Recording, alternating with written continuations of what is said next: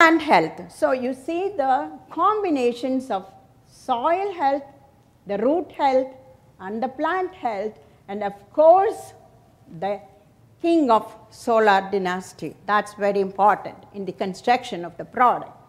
Now, this is just for you to see the difference, like different types of soil, how the different types of soil differ in the physico-chemical properties. Like a sandy soil, it doesn't, the water holding capacity is very poor, the infiltration is very far more, very fast, and you don't get any what I should say, aggregation or fertilization of a soil. Whereas on the other hand, the clay, the infiltration is very poor, the water doesn't go through, and the aeration is very poor. But if a soil is a healthy soil, we call it that this soil is rich in humus. The humus is nothing but the organic matter. If you have a good organic matter, then you have, if you want a good organic matter, you need a good population of microorganisms which are involved in the nutrient cycling, like nitrogen fixation, phosphate solubilization, potassium solubilization, and solubilization of other essential elements that are required for a healthy plant.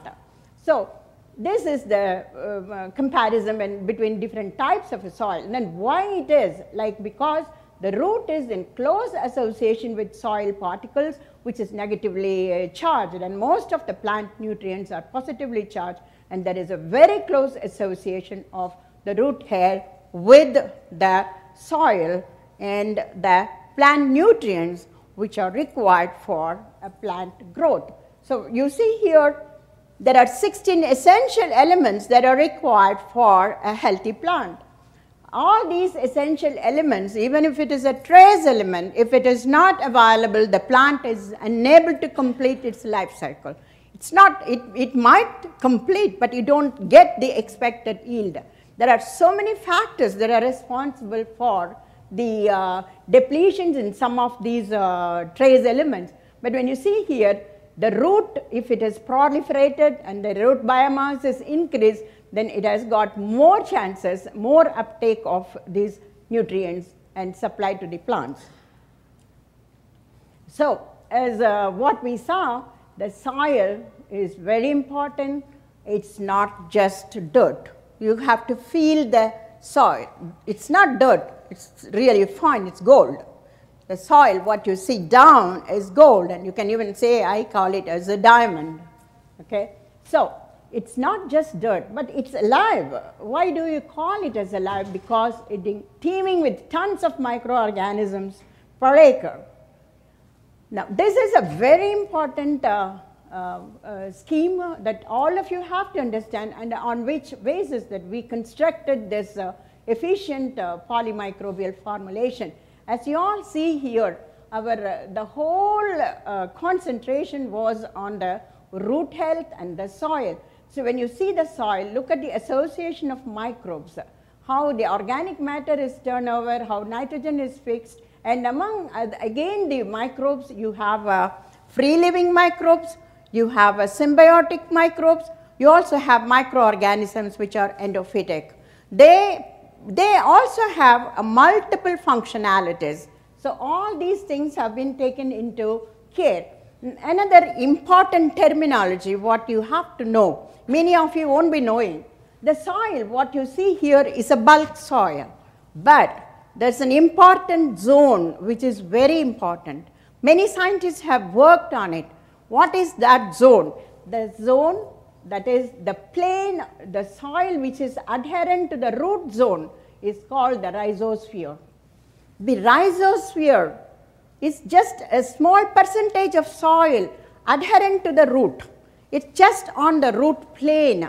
These rhizosphere, many scientists have worked on it, and they are rich in plant nutrients, rich in microorganisms. Most of the microorganisms are associated in this zone, which is very important.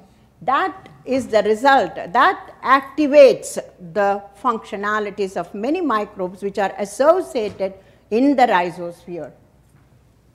So we have taken much care on it. This is just to show you some scientific support, like how the rhizosphere chemical dialogues.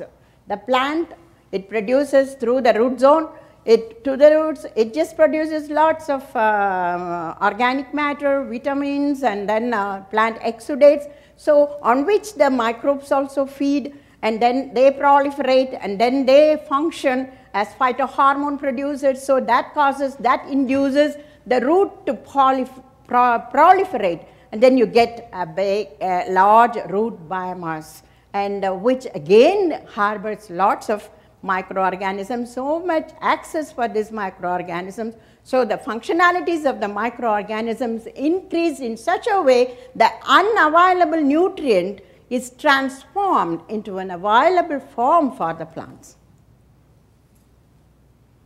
This is in detail, just to tell you how close, how the microbes, they just associate with the surface of the root. You see the endospore, that is endophytic, and also it is on the rhizosphere, and it's also present in the soil. So when you see the plant growth with the rhizosphere microbes, then you see the increased plant growth and productivity. This was the basis on which, these are all the things, the review of literature, which made us to work on it, keep on working. So what did we do? Further we just worked. What is your plant health? The plant health is a result of the uptake of these plant nutrients, and then it produces a lot of leaves and even the chlorophyll, even every chemical component is a mineral, is an essential nutrient for the plant. Then through the leaves are able to harvest the radiant energy and convert it as a chemical energy, that's a carbohydrate. It's not just conversion of carbohydrate. Thereafter, it has to be metabolized, and it is metabolized into various plant products, as a result of which we claim there is a high breaks. That's later on, I will touch upon this. So the plant health, how important is nitrogen, phosphorus, potassium, various other trace elements for the plant metabolism throughout the growth. Now, this is just to show you the link. You see the upward movement and the downward movement. Upward movement is apoplastic movement, and the downward movement is a symplastic movement. This has got a correlation, this has got a communication, and this has got a coordination. That is why, because just throwing a product into a field, you get good results or bad results, that's a different one. But the construction of the product based on scientific findings, scientific supportings, scientific evidences, yes, it will work. So now I'm coming to my Sumagrow. Like, this is a conceptual design. So I have to thank at this moment Professor C.A. Reddy, who was a senior microbiologist in the Michigan State University, who made me to enter into United States, and for that, Wayne is responsible. I remember even now when the first time when I saw, because I wanted to enter America, because my daughter was in Denver, and I was in Guyana. So how to enter? That was my question. It was at that time. Everything happened. I saw Wayne and Wayne Wade and Dr. Krish. They are walking to the cafeteria. I'm just waiting. When these guys are going to tell me that they are selecting? I'm just waiting because I had to catch my flight to Guyana. I came on a month holiday, just vacation. And then I was saying, oh, this tall man, oh, he looks really handsome. But I just went there. When this one, Dr. Reddy, he just introduced him. He said, oh, I heard a lot about you. Okay, but why that he doesn't say anything about the project? Okay, finally, I came to know that is next day I'm leaving, and the previous day, Professor C.A. Reddy is a very, very confidential man. He will never reveal anything. Finally, he said, yes. Can you join tomorrow? I said, no, I can't join. I have to complete my my teaching in Guyana. I'll come back. So that's how I ended up. And when we started this work, this is a wonderful work because I have to tell you how I collected the sources to isolate the microbes. So